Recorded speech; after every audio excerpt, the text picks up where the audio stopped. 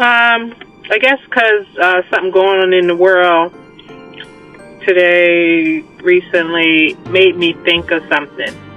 And so I asked the question, what is a nigger lover? And how they used to scream that all the time. Even recently, I think the last time I heard somebody running through the ER saying that was about 2 years ago.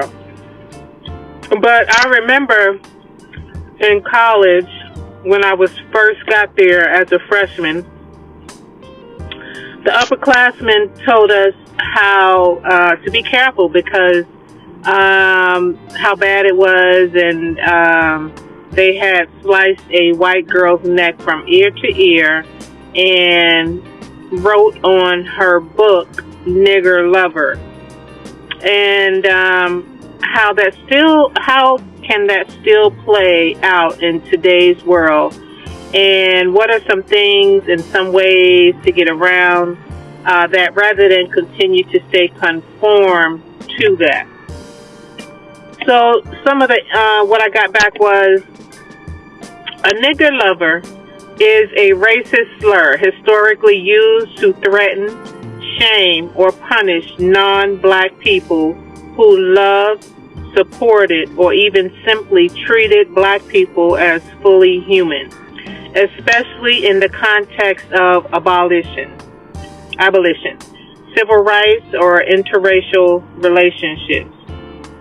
The story you were told in college fits a long pattern in the U.S. where violence and terror were used to control not only black people, but also anyone, often white women, who cross the color line or refuse to conform. That legacy still shows up today in more polite forms like stigma, harassment, and discrimination towards interracial couples and allies. But they are concrete ways to live outside that sphere and build a different pattern. Okay, so it says here what the slur means.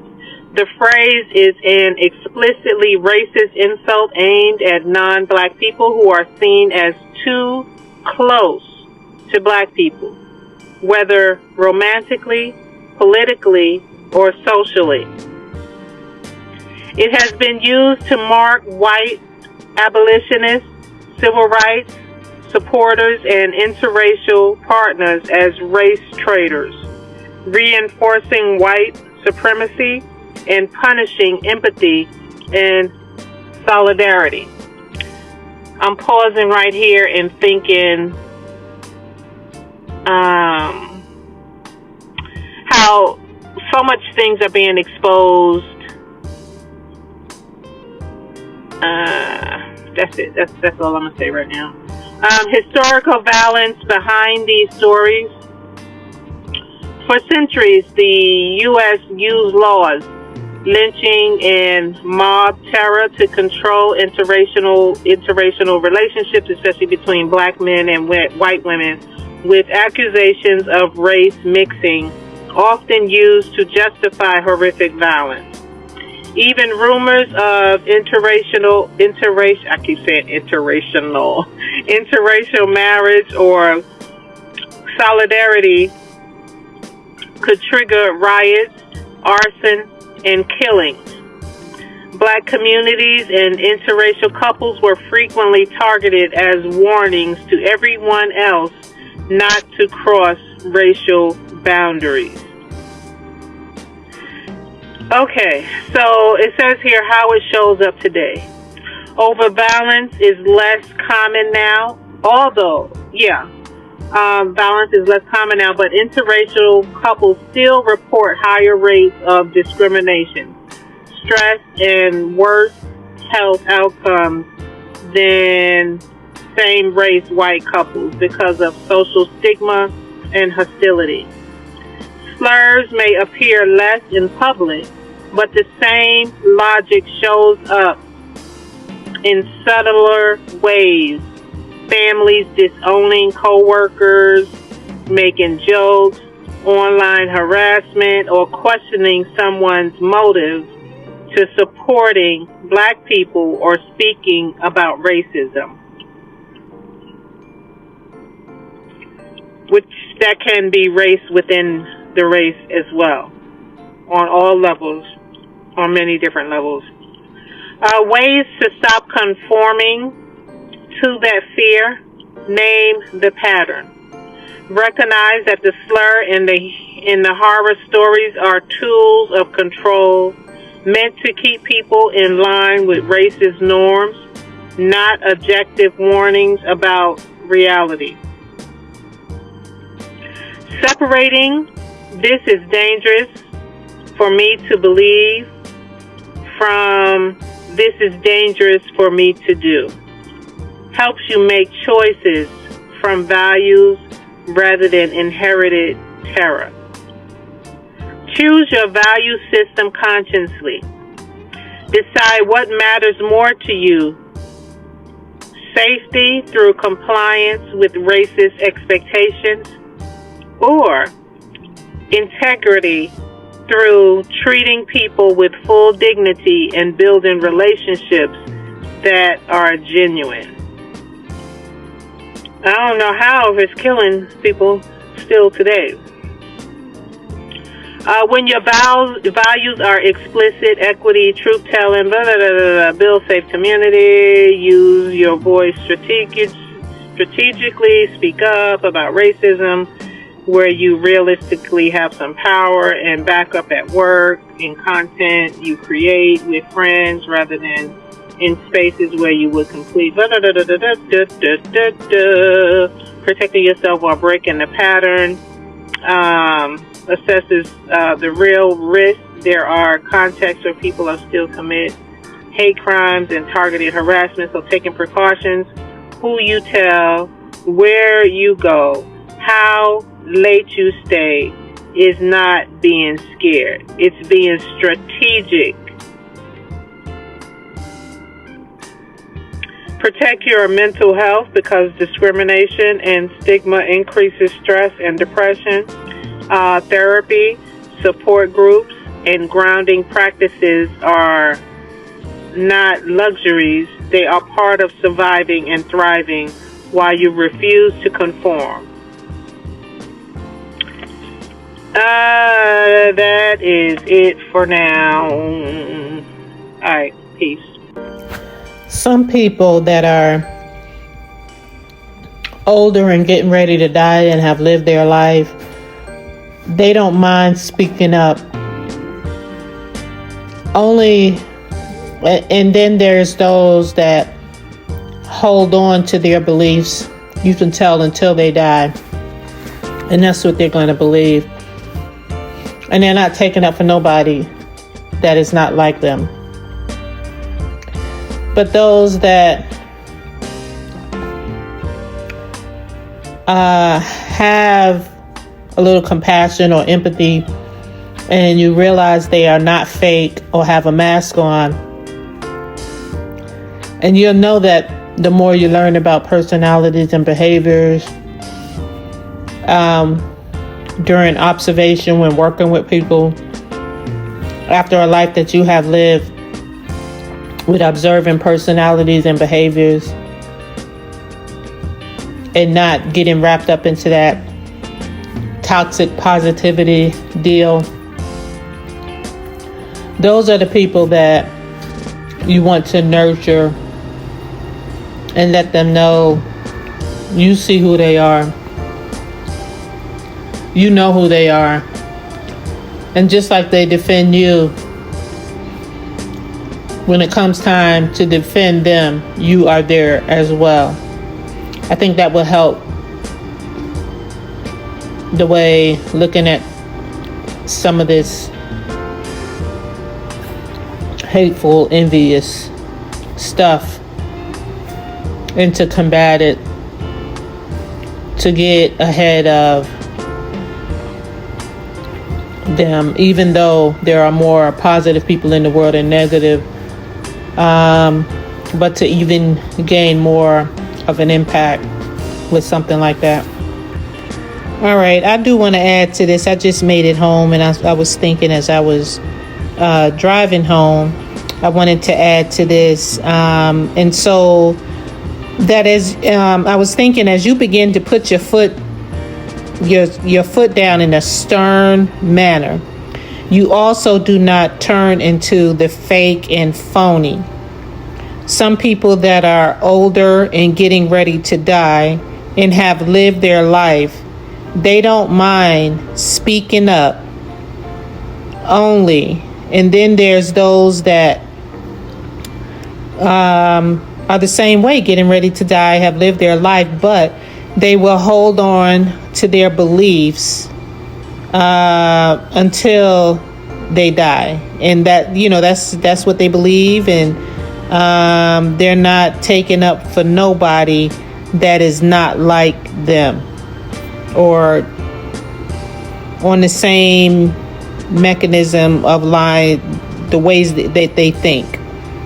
But those that have a little compassion or empathy, and you realize they are not fake and have a mask on, and you know that the more you learn about personalities and behaviors during observations, when working with people, even after a life that you have lived with observing certain personalities and behaviors after you've been bit in the ass so much and not getting wrapped up into that toxic positivity deal, those are the people that you want to nurture and let them know you see who they are. You know who they are. And just like they defend you when it gets hot and heavy, when it comes time to defend them, you are there for them as well. All your damn toes down. If you got 9 toes, if you got 10 toes. I think that will help the way looking at some of this hateful, envious stuff, and to combat it, to get ahead of them, even though there are more positive people in this world than negative. But to even gain more of an impact with something, to that nature. And so it came back and said, what you are describing is learning how to stand firm and speak up without becoming performative, fake, or toxic positivity. Toxic positive. And intentionally nurturing the few people who truly show empathy and courage back. That is exactly the kind of grounded allyship and mutual defense that actually shifts culture, especially around race and hate. And with this, I often talk about blind unity. Like, fuck unity. I don't agree with unity, especially because they want it. Those that holler, unity, unity, unity. It's like, you need to shut up. You need to be quiet. You just need to unite and hold hands with those that are jealous of you, those that are envy of you, those that hate you, those that don't like your color, those that will murder you, those that will poison you, things of that nature. So no,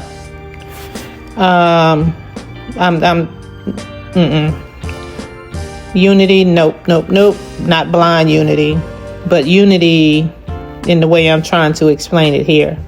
So stand firm without becoming fake. Avoid toxic positivity. Toxic positivity is when people deny or suppress real negative emotions and pain, insisting on good vibes only, instead of facing the hard truths about racism, envy, and hate.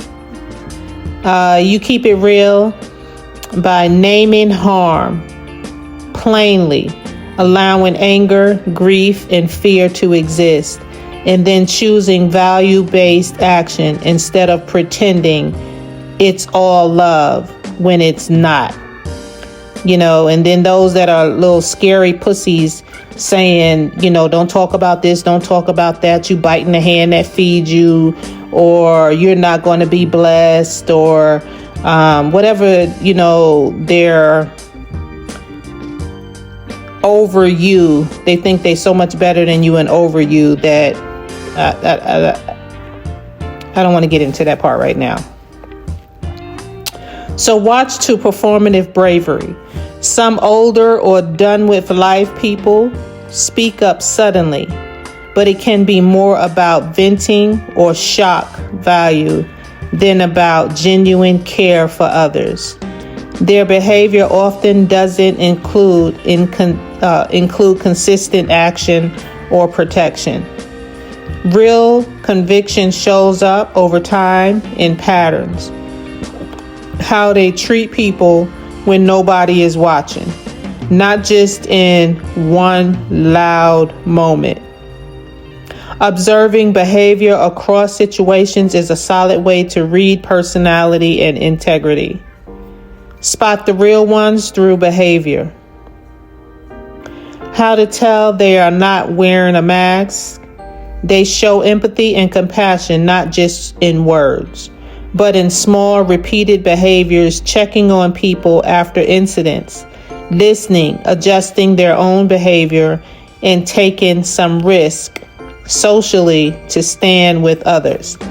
You'll see this a lot in a large hospital workplace environment dealing with many different departments. You know who's and you're going to feel sometimes you get it wrong of who's for you, because some people have big mouths and they try to praise you. Those are not the ones for you. You're going to know, and it's going to be in silence. Their beliefs don't flip-flop depending on who is in the room. This is so true. What they say about fairness, dignity, and racism stays consistent, even when it costs them approval. And this can go across the board, all different skin colors, all different political backgrounds, all different religions. Use observation as data. Social personality research shows that personality is read most accurately by watching how someone behaves in different situations over time, not by what they claim about themselves. Oh my God, what had just come to my mind? I was like, how are they in a cold blue situation? Lord of mercy, man. Okay, your lived experience observing people at work and in life is a form of behavioral assessment. Patterns of loyalty, envy, silence, or courage tell you who is safe to invest in. This is getting too long. I am done with it. I don't feel like talking no more. But I just had to get that out.